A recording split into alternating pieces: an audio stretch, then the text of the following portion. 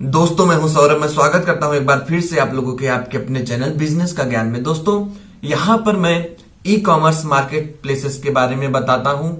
E commerce पर किस तरह से ऑर्डर लाना है, किस तरह से बिजनेस को ग्रो करना है, ये सारी चीजें के बारे में मैं इस चैनल पर आप लोगों को बताता हूं। तो अगर आप एक नए सेलर हैं या आप आने वाले टाइम में सेलिंग स्टार्ट करना चाहते हैं, इसलिए यह वीडियो देख रहे हैं, तो आप बिल्कुल भी सही वीडियो पर हैं।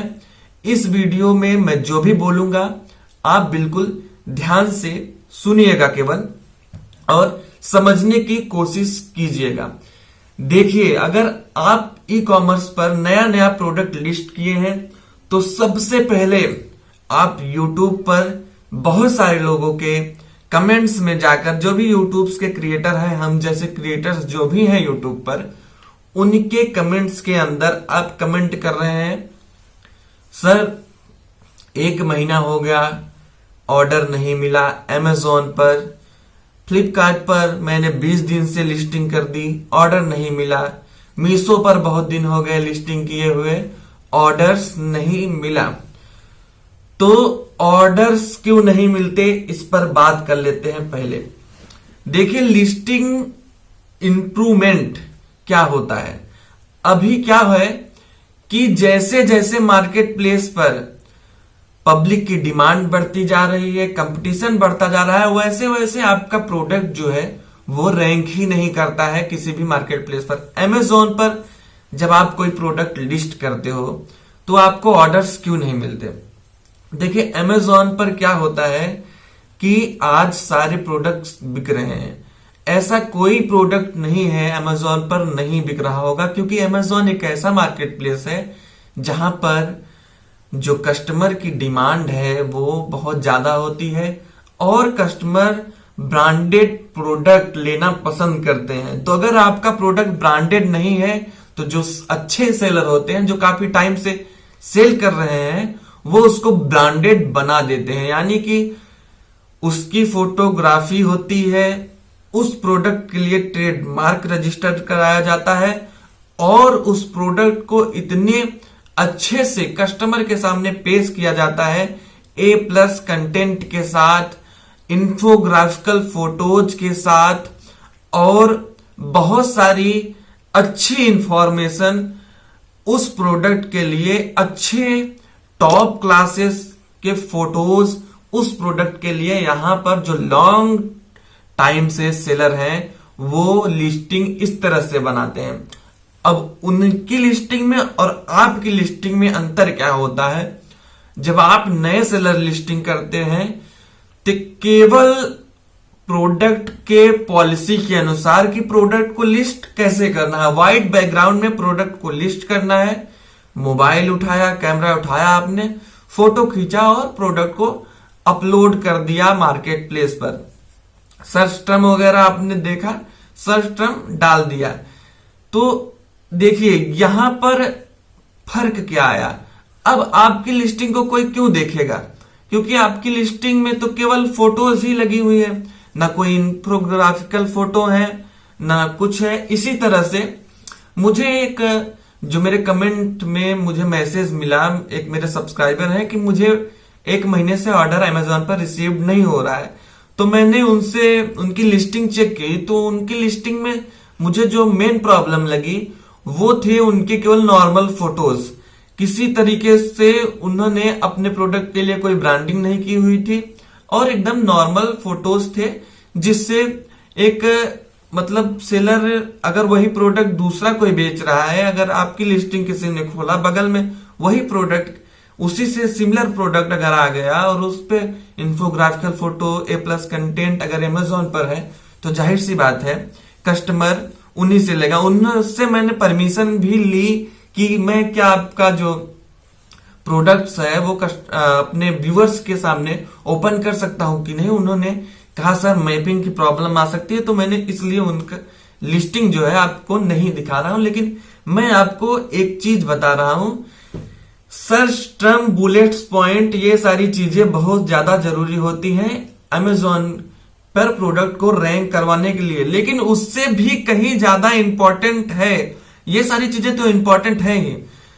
एडवर्टीजमेंट, एडवर्टीजमेंट से ही आज के समय में कंपटीशन के टाइम में अगर अमेजोन पर आपको अपने प्रोडक्ट को रैंक करवाना है तो एडवर्टीजमेंट एक बहुत बड़ी चीज होती है। देखिए, जब आप नई लिस्टिंग करते हैं, मान लीजिए नॉर्मल सी ही लिस्टिंग आपकी है, जब तक आपके प्रोडक्ट पर इंप्रेशंस, क्लिक्स नहीं होते हैं किसी प्रकार के, तो प्रोडक्ट कहां से कोई खरीदेगा। आप प्रोडक्ट को आप रिपोर्ट्स में जाइए, रिपोर्ट्स में जाकर, बिजनेस रिपोर्ट में जाकर आप अपना प्रोडक्ट, कौन सा प्रोडक्ट कितना व्यू दे रहा है आपको पर डे, वो चेक कर सकते हैं। सारी चीजें मैंने वीडियो बनाई हुई है। कीवर्ड किस तरह से आपका सर्च टर्म का कीवर्ड इंडेक्स हुआ नहीं, इस पर मैंने वीडियो बनाई हुई है। सब लिंक आपको डिस्क्रिप्शन में मिल जाएगा, एक बार आप वहां से चेक कर सकते हो। लेकिन क्या होता है कि आपको फिर भी आप एडवर्टीजमेंट नहीं चलाए हैं तो आपको ऑर्डर्स नहीं मिलते। दूसरी चीज, आपको क्या करना है, ऐसे प्रोडक्ट अपने कैटलॉग में ऐड करने हैं जिस पर ऑर्डर्स आते हैं। मान लीजिए आपने मूड बना लिया, मन बना लिया कि मैं होम एंड किचन की कैटेगरी में ही सेल करूंगा, मुझे इसी में ही सेल करना है, मुझे ये कैटेगरी पसंद है, मैं इसी में ही सेल करूंगा। लेकिन शुरू में आपको ऐसे कैटेगरीज भी ऐड करने होंगे जिनकी मार्केट डिमांड बहुत ज्यादा है। लाइक आपका क्या है, फुटवेयर की कैटेगरी हो गई, दूसरा आपका क्लोथिंग एंड एसेसरीज का कैटेगरी हो गया। इन सारी चीजों का डिमांड बहुत ज्यादा है। क्या होता है, रिटर्न्स इसमें ज्यादा होते हैं। मैं आपको बता रहा हूं, इस कैटेगरी में आप आएंगे तो रिटर्न्स आपको ज्यादा मिलेंगे। लेकिन अगर आप प्रोडक्ट पर अपनी प्राइस को बिल्कुल लो मार्जिन पर रखकर सेल करते हैं तो आपको रिटर्न्स भी यहां पर कम देखने को मिलते हैं, आपका जो फैशन की कैटेगरी है उसमें। अब दूसरी चीज, इससे अगर ऐड करेंगे तो आपके ऑर्डर्स बढ़ेंगे। ऑर्डर्स जब बढ़ेंगे इन प्रोडक्ट्स पर, इन प्रोडक्ट्स के ऑर्डर्स बढ़ने के बाद आपका जो सेलर का स्टोर होता है ना, सेलर पैनल, उसको ओवरऑल विजिबिलिटी बढ़ा दी जाती है आपके मार्केट प्लेस पर। अगर आप मान लीजिए कि फ्लिपकार्ट, अमेजोन, किसी पर भी आप सेल कर रहे हैं, जब कहीं ना कहीं से आपके ऑर्डर्स आना चालू होंगे तो वहां पर आपकी विजिबिलिटी, पूरे स्टोर की विजिबिलिटी बढ़ा दी जाएगी। आपने खुद भी नोटिस किया होगा, अगर आप नया सेलर एज अ रजिस्टर करके कुछ प्रोडक्ट आपने ऑर्डर के थ्रू शिप कर दिए होंगे तो आपने ये देखा होगा कि जब मेरा एक प्रोडक्ट का ऑर्डर आता है, दूसरे प्रोडक्ट का ऑर्डर आता है एक करके, तो कहीं ना कहीं कई दिन से रुके हुए जो प्रोडक्ट हैं, नहीं उन पर ऑर्डर आया है, वहां पर उन प्रोडक्ट का भी आपको ऑर्डर देखने को मिल जाता है। तो कहीं ना कहीं इनका जो एल्गोरिथम होता है वो इस तरह से काम कर रहा है कि आपको ये पहचानते हैं कि नहीं, ये सेलर का परफॉर्मेंस जो है वो बेटर हो रहा है, इस पर इनको ऑर्डर ज्यादा मिला, इन पर ऑर्डर ज्यादा मिला, तो इसका जो स्टोर है उसको हमें जो कस्टमर्स हैं उन तक भेजना चाहिए। तो जब आप शुरू करते हैं एडवर्टीजमेंट, तभी आपको जो होता है वहां पर ऑर्डर्स मिलना चालू होते हैं अमेजॉन, फ्लिपकार्ट जैसे प्लेटफॉर्म्स पर। हाँ, अब बिना एडवर्टीजमेंट के आपको ऑर्डर्स कैसे मिलेंगे, ये भी एक बड़ी बात होती है कि ऑर्गेनिकली आपका सेल्स कैसे ग्रो करेगा। देखिए, बिना एडवर्टीजमेंट के ऑर्डर मिलने का मतलब ये होता है बहुत सारे प्रोडक्ट्स की लिस्टिंग हो जाना। मतलब जब आप बहुत सारे प्रोडक्ट को लिस्ट करेंगे तो कहीं ना कहीं किसी न किसी प्रोडक्ट से आपको एक दो ऑर्डर करके मिलना चालू होगा।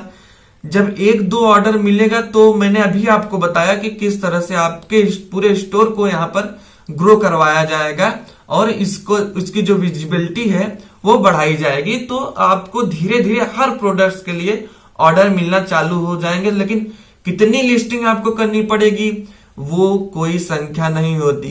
यहाँ पर 50, 60, 100, 200 और यहाँ पर तो कोई 4 लिस्टिंग कर देता है तो बोलता है कि मुझे ऑर्डर ही नहीं मिलेगा। अगर आपने 4 लिस्टिंग कर रखी है, 5 लिस्टिंग, 10 लिस्टिंग आप करके ऑर्डर के चक्कर में पड़े हो तो बिना एडवर्टाइजमेंट का आपको ऑर्डर नहीं मिलेगा। ये मैं आपको क्लियरली बता रहा हूं। अब एडवर्टाइजमेंट आपको चलाना किस तरह से है, इस पर वीडियो में बनाऊंगा। मुझे कुछ अभी मेरे प्रोडक्ट्स के काम चल रहे हैं इसलिए मुझे टाइम नहीं मिल पाता। फिर भी मैं बता देता हूं, अगर आपको एडवर्टीजमेंट की नॉलेज है तो फर्स्ट टाइम आप जब भी एडवर्टीजमेंट चलाएं तो आप ऑटोमेटिक टारगेटिंग करें अपने प्रोडक्ट के लिए। फर्स्ट टाइम ऑटोमेटिक टारगेटिंग, लो बिड, मतलब जो सजेस्टेड बिड आपको बताया जा रहा है उससे भी कम बिडिंग करें आप।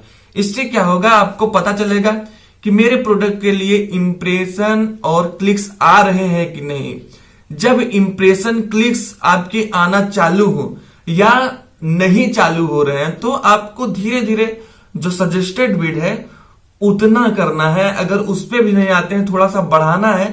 इस तरह से आपका एक लो बजट भी खर्च होगा, कम पैसे के एडवर्टीजमेंट में आपको ऑर्डर मिलने के चांसेस बढ़ जाएंगे। तो इन सारे रूल्स को अगर आप फॉलो करते हैं तो कहीं ना कहीं धीरे धीरे करके आपका जो सेलिंग अकाउंट है वो ग्रो करेगा। बिल्कुल आपको अगर ई कॉमर्स मार्केट प्लेस में आ रहे हैं तो पेशेंस रख के चलना है और अपने प्रोडक्ट का प्राइस उतना ही रखें जितने में आपको प्रॉफिट हो जाए, ना आप लॉसेस में जाएं ना बहुत ज्यादा हाई प्रॉफिट के चक्कर में पड़े। अगर आप कोई प्रोडक्ट आपका बहुत ज्यादा बिक रहा है और आप ज्यादा हाई प्रॉफिट के चक्कर में पड़ेंगे ना तो वो बिकने के बाद आपको फटाक से रिफंड होगा या रिटर्न होगा, क्योंकि जो यहां पर बायर्स होते हैं कहीं ना कहीं अपने मार्केट प्लेस में, उनका जो लोकल मार्केट प्लेस है उस प्रोडक्ट को ऑनलाइन लेने के बाद यहां पर कंपेयर करने लगते हैं कि भाई मेरे लोकल मार्केट में यह प्रोडक्ट तो 800 का ही मिल रहा है, मुझे इन्होंने 900 का दिया, तो इससे बढ़िया इनको रिटर्न करो और यहां से अपने लोकल मार्केट से यह प्रोडक्ट ले लो। तो कम से कम उनको यह एहसास होना चाहिए कि यह प्रोडक्ट जो है मुझे ऑनलाइन सस्ता मिला है और अच्छा मिला है, जिसमें आपका भी प्रॉफिट है, रिटर्न भी कम होंगे। ये सारी चीजें एक मेरा पर्सनल एक्सपीरियंस